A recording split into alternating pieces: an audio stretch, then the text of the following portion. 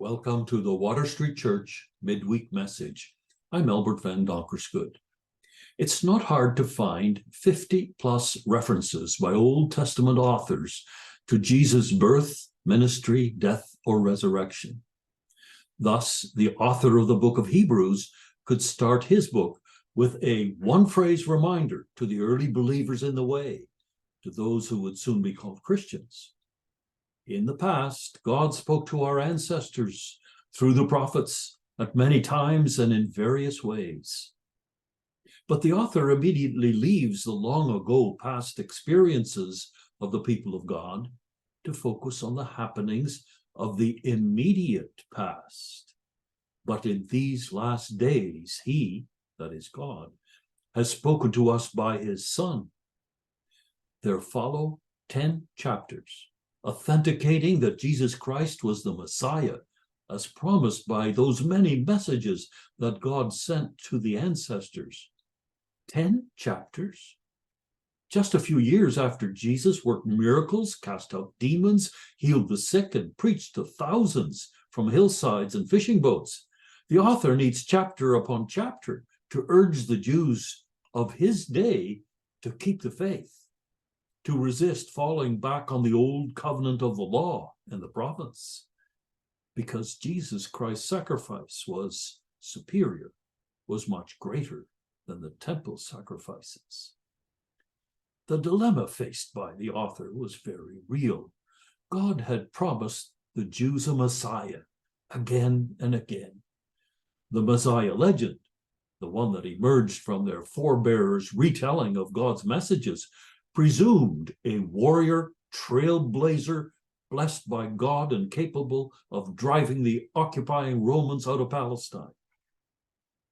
They had expected a political and cultural champion, but Jesus Christ brought a modification to the understanding and practice of their faith. They experienced ambiguity, public condemnation of Jesus Christ by the leadership of their traditional faith community, crucifixion, death, resurrection, ascension.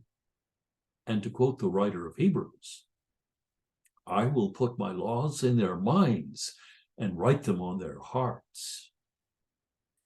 The author of Hebrews had one goal: to urge his fellow believers to persevere with the changed understanding of the expected Messiah in the face of persecution.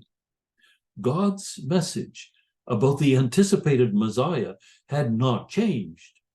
God's method of communicating his promise had changed, dramatically so. He sent his Son to walk and talk among his people and to confirm the full purpose of the promised Messiah, to be the sacrifice for our sins.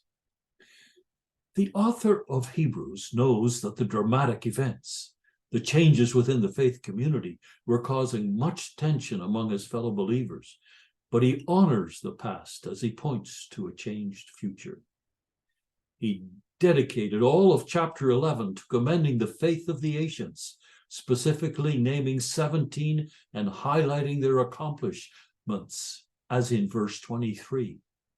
By faith, Moses' parents hid him for 3 months after he was born because they saw he was no ordinary child and they were not afraid of the king's edict. The author does not present the past understanding of the Messiah as wrong and the new as right. He did not pick sides. He honors both past and present as he focuses on what really matters. He wants his readers to want to be made right. Christ's sacrifice, the superior sacrifice, can make us right. God spoke by sending his Son to walk and talk among us so that we would know with certainty that we can be made right. Thank you for listening.